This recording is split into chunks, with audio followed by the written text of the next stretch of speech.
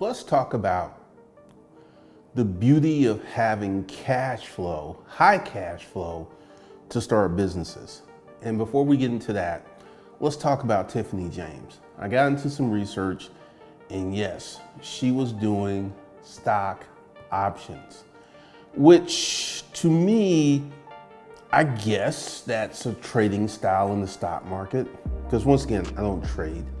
So one of the things I saw was that a lot of people got into trading. There's a lot of people who are online who are selling trading courses, trading periodicals.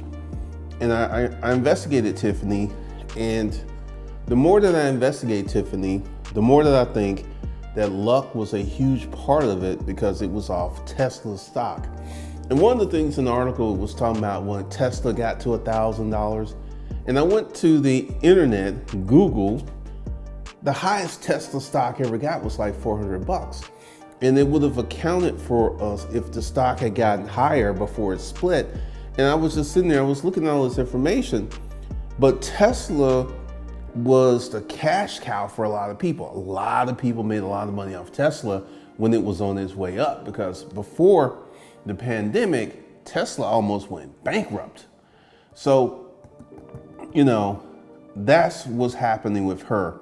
And one of the things, and I understand why the story is so alluring, this is what people are looking for: a quick way to make a lot of money starting from a small capital position.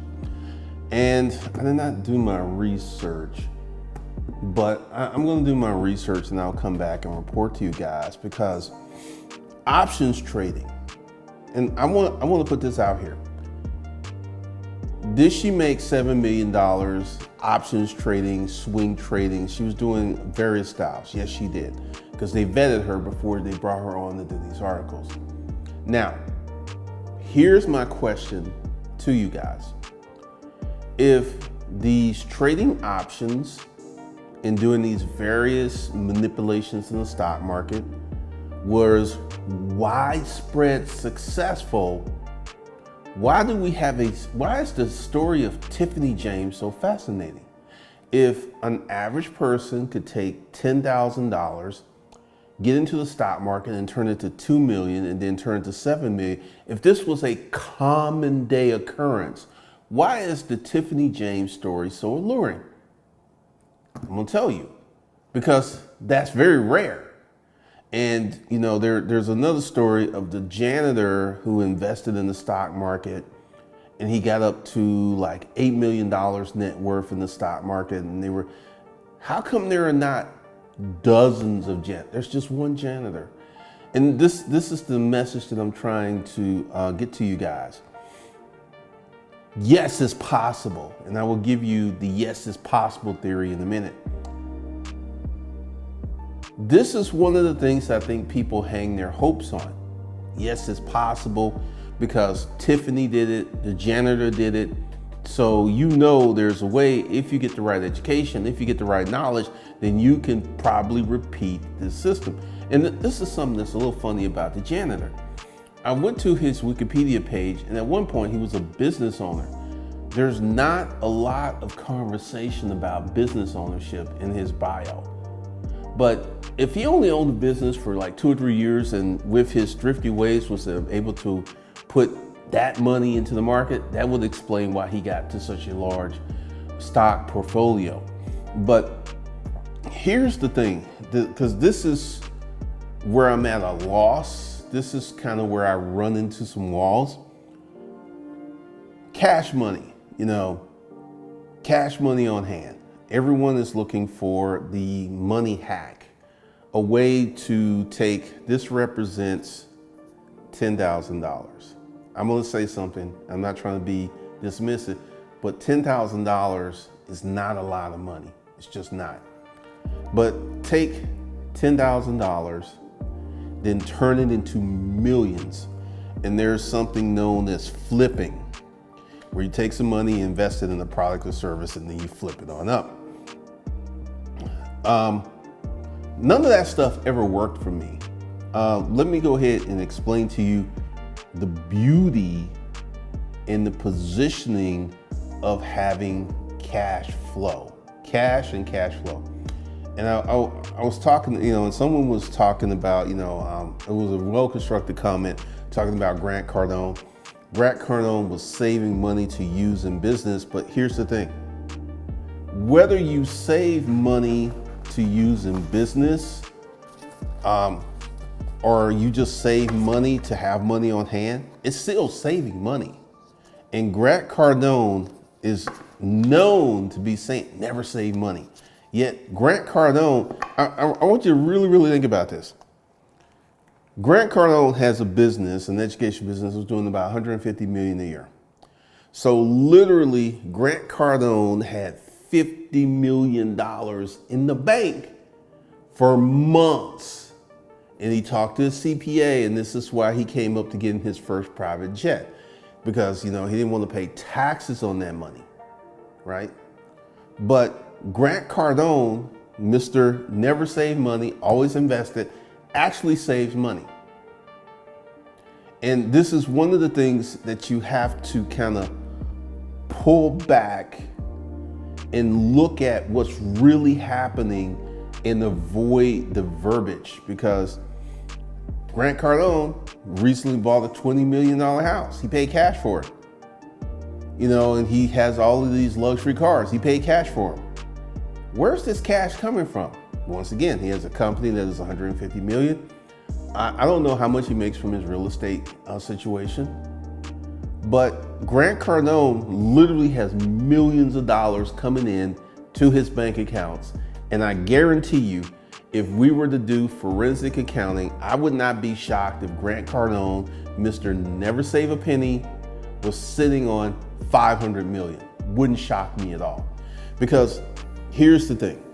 Grant Cardone is a salesperson, and he knows the narrative. Because literally, and I want to say thank you to the person who posted the question about savings money. He's starting to add more material, more information. I really appreciate that. And a different picture is starting to emerge, because here's the thing with cash money. And once again, I will speak about me and with cash money and the beauty of cash money. Let's go way, way back in time. And a lot of people do not like me going back in time and talking about the storage auction business and talking about conundrum publishing, but those things were real. There's proof of that online. Those things were real. And what put me in the position to start the storage auction business? The money I made from GC Solutions. What put me in the position to literally not work and devote full-time efforts to starting my YouTube channel? The money I made from GC Solutions. So cash gives you a different mindset. It gives you a different mentality. It gives you a different setup. It gives you a different protocol. It gives you different framework, right? When you actually have cash on hand, it gives you a different world view, because you have cash on hand. And what I feel, and correct me if I'm wrong, there's a lot of people who if I can invest appropriately, or if I can find this business that I can make some money very, very quickly, I don't have to save cash, because I have a financial utility where I can go out and create something to make money, so I don't have to save, I don't have to be a good steward, I don't have to manage my money correctly. One of the things that I have understood, and I'll speak for myself because these are my personal experiences. Work hard, start a business, make sales, money comes in. This is my personal experience. And if you do not have that personal experience, it can be somewhat difficult to believe that that will happen to you, because it hasn't happened. And one of the things that, in communicating with you guys, I want to speak to you where you are. And you know, I'm in chapter 60 of my book, and many of you are on your first chapter. So my chapter 60 is going to look very, very different from your first chapter. And I think this is where some of the disconnect comes with the communication, because I'll sit down and I'll share my story, but my story is very different than your story, especially if you're beginning. So this is one of the reasons that I have to go back in time and talk about the beginning, in the beginning phase. And literally, I was able to go from living in a boarding house, living in a rooming house, to making like $650,000 in 24 months, which is pretty quick, pretty quick. And one of the things that I'm beginning to understand as we have these conversations is I've always had a lot of cash in the bank since the Rent-A-Crate days. Before I got the job at Rent-A-Crate, I had $4,000. When I left Rent-A-Crate, I had $30,000. Then I went to business environment, then I had like $60,000, which I went through about $12,000 because I was at business environments and I was 100% commission. And then literally the money started coming in. And then I actually, between business environments and GC solutions, I was sitting on about $380,000 taxes paid. So for me, and this is why I keep saying my personal experience, because if you've never had a lot of cash, if you've not had a lot of cash in your bank account, then I'm not trying to be dismissive, but I'm speaking kind of like a foreign language to you, because that's not your personal, real reality. And this is why I push this so hard, because going back to Tiffany James, literally, she was able to manipulate $10,000 using stock options into $2 million in 2 years, which is extremely fast. And once again, I will say it, and I will say it to her face if she was here. I think she got lucky, because one of the things is, we go back to that one event, there have been no new events. There's been no other stock appreciation. And this is one of the things. There's this girl, she's in Vegas. She and her husband are married, and they sell Airbnb training. And one of the things that I'm beginning to see is people want to buy training for someone who just made it, because it seems more authentic, it seems more real, and the methodology works. Because this is kind of one of the issues that I have, because personally, and I know I keep saying personally, I know this stuff works because it worked for me. And the big question is, will it work for you? And that's the big question. And, you know, I'll share some with you that I've been finding, you know, like my videos look super sharp, right? And I have a lot of questions. I get this question quite frequently. What camera are you using in your videos, right? Let me explain something. It's not the camera, it's the editing software. How I get that look comes from the editing software. So why do I bring that up?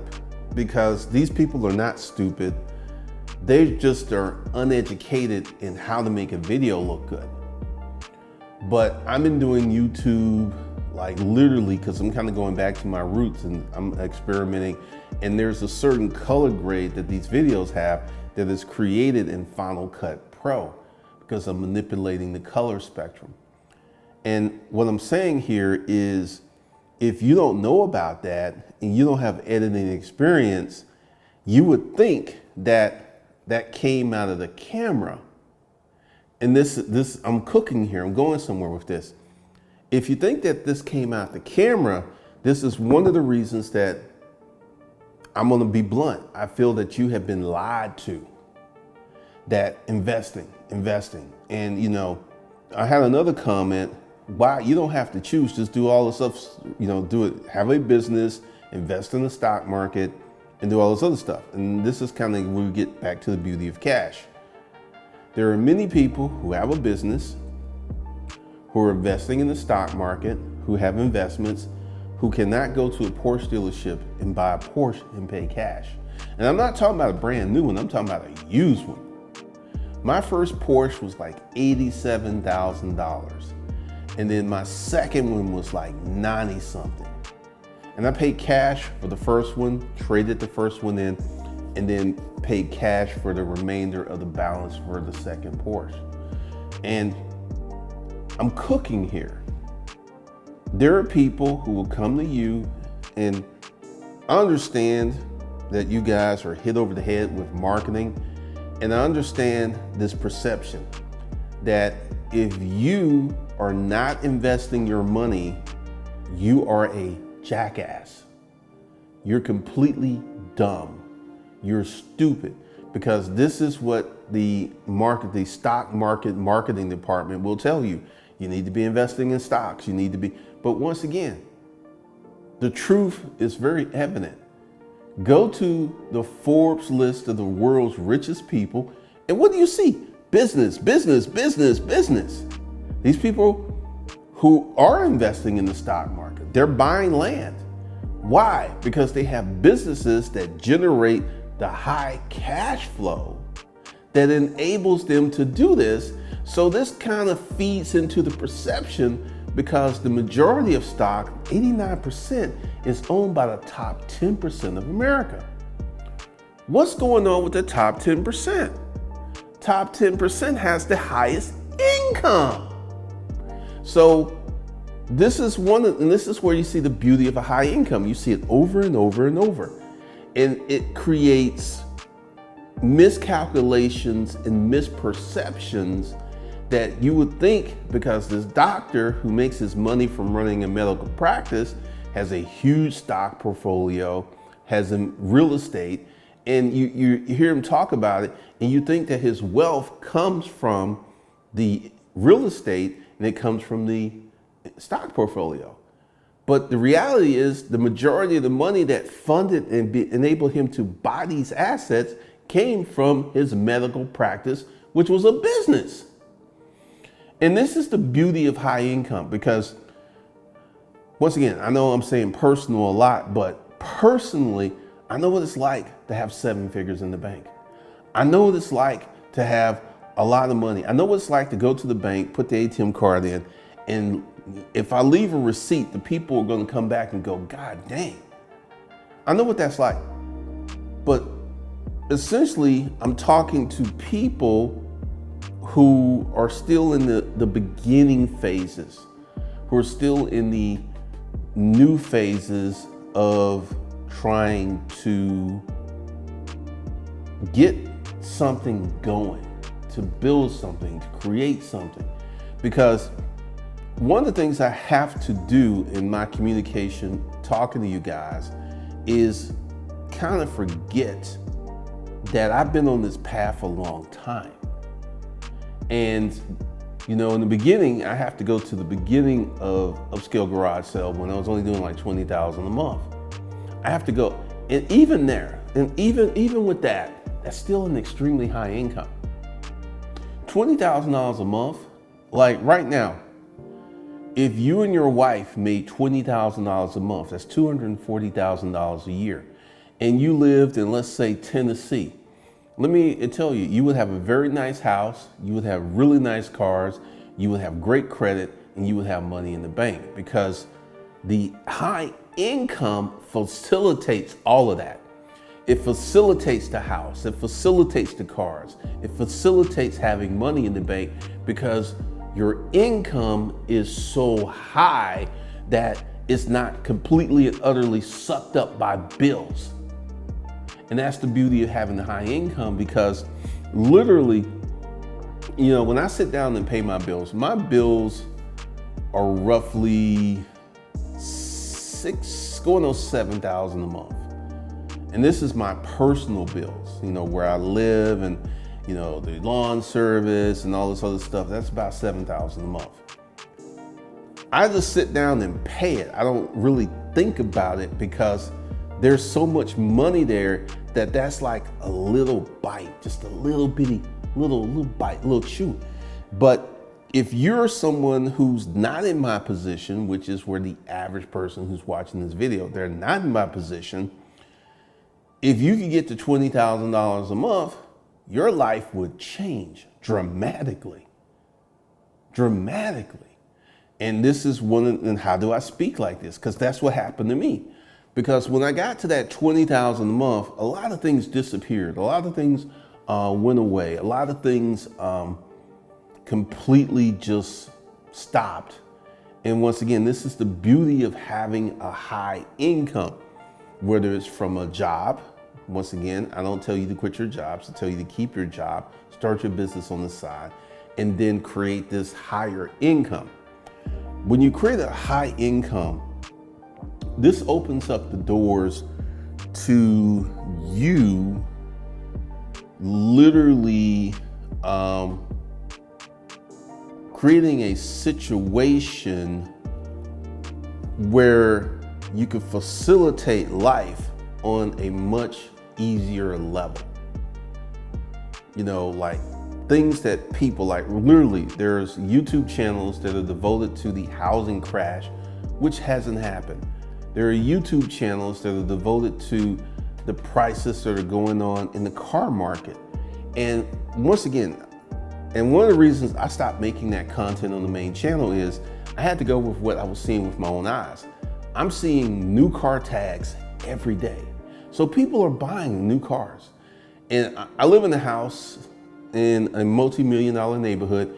And whenever a house here comes up for sale, it's gone, literally under contract in a week or two. And these are million-dollar houses. So what does that tell me? I am seeing with my own eyes that the economy is, for some people, I'm going to say doing quite well. And we're not in that situation where we were in the Great Recession. And also on the Great Recession, that's when I made my first million in the digital space. During the recession, when unemployment was 10%. Unemployment's like 4% right now. 6 vantage points greater than 6 vantage points. So what I'm telling you is there's a ton of money out there for you to get, for you to build, for you to create. And this is why I'm having these money conversations, because, you know, once again, shout out to the person who left the comment, because like I said, we're getting more information. We can get into a finer situation, because here's the thing is, what is rich? And there's many articles about what is rich. And what is rich varies based upon your income level. So to me, I don't think if you have $1 million net worth, you're rich. I don't. I think for me, rich people have a $10 million net worth. If you have a net worth between 1 and 3 million, I personally don't think you're rich. I don't think you're wealthy. But why is that my thought process? Because of where I'm at financially. But I remember years ago, when I was broke, when I didn't handle my money correctly, when I made personally every bad financial decision one can make, I thought people who lived in a big house were rich.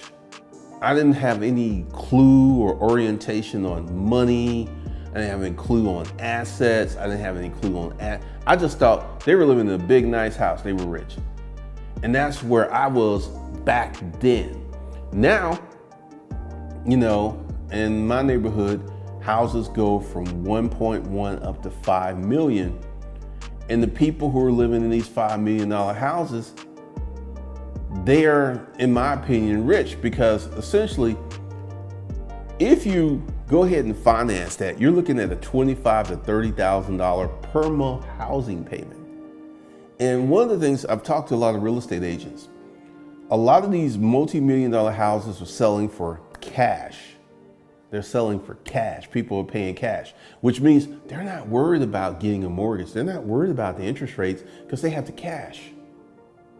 And this is, once again, you know, my goal is to get you guys in the mindset to situate and get yourself together from a cash position.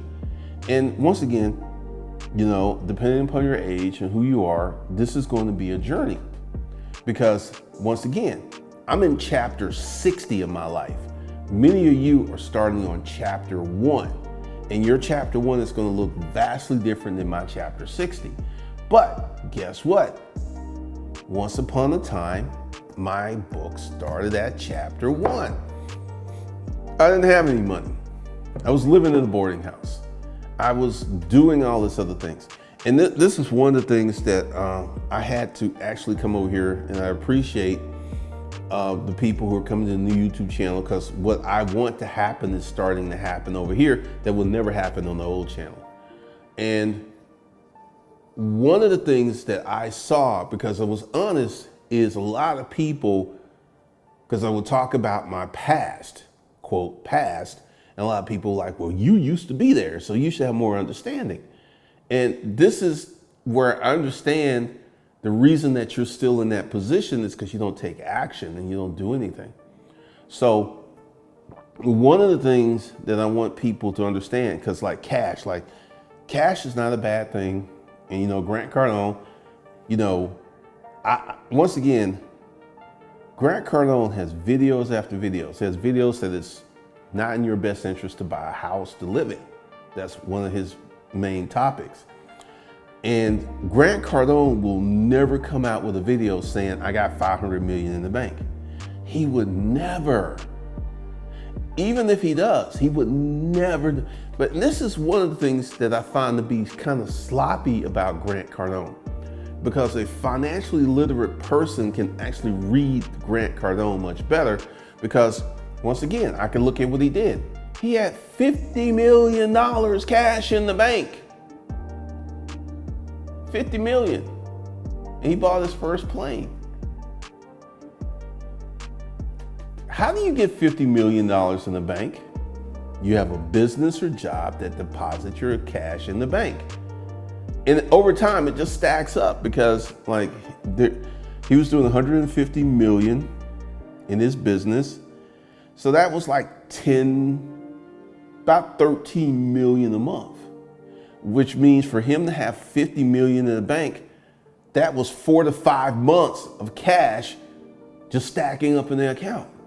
And you know, someone left a really intelligent conversation, like you're stacking cash to use at some point in the future, which is one of the things that Grant does, but Grant doesn't tell you everything. This is something I know as a financially literate person. Grant Cardone does not tell you anything. He doesn't tell you everything. But because I'm financially literate, I can look and read Grant, because, you know, of his lifestyle, of the things he shows in videos, the things he talks about. He's got all these cars, they're paid off, they're cash. He's got these houses, he paid cash. What do we know about Grant Cardone? He used to live in California. He left California and moved to Florida because the taxes in California were too high, right? Where did he buy this recent house? In California. I'm gonna tell you why. Grant Cardone has a physical domain in the state of Florida. He can have a house in California. He can spend time in California, but he can file his taxes from Florida because he has a residence in Florida. There's so many ways to skirt the system when you have the income and the money. But typically, we need to have a conversation on how you can get more cash in your life, so you can go ahead and create this. And when I say financial fortress, I need to speak in more plain and direct language. So let's say you're 30 years old and you've got $50,000 cash and you have $100,000 in credit cards. Your car is paid off and you have no debt. And let's say you're living in an apartment. If that's your situation where you have $100,000 in personal credit and you got $50,000 in cash, you have your long-term emergency fund, your short-term emergency fund, your family operating account, that is the money that you can use to get rich in the future. And then when you're rich, you can use that money to get wealthy in the future. And when I say the future, let's say you're 30 if you did the right thing, started the right business, and got your money stacking the correct way, you can go from an average person at 30 to being wealthy, having assets that produce cash flow before you're 40,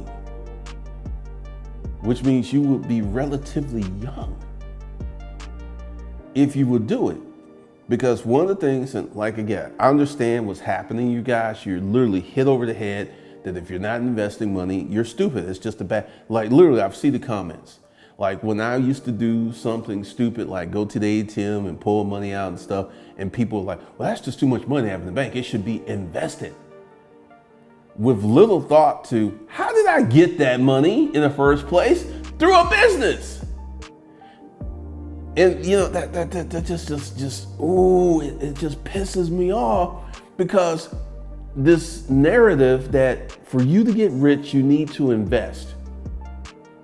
If you were financially literate and you were able to look and you go to the world's richest people, the billionaires, you will see business after business after business. And then if you were financially literate, you come to your own conclusions. You look like, whoa. The best way to get rich is to start a business and make a lot of money. That's the conclusion that you would come to. And that's why I'm here. And that's what I'm gonna talk to you about. So we're gonna have some more of these conversations. Let me know your thoughts and opinions in the comments, and I will see you guys in the next one.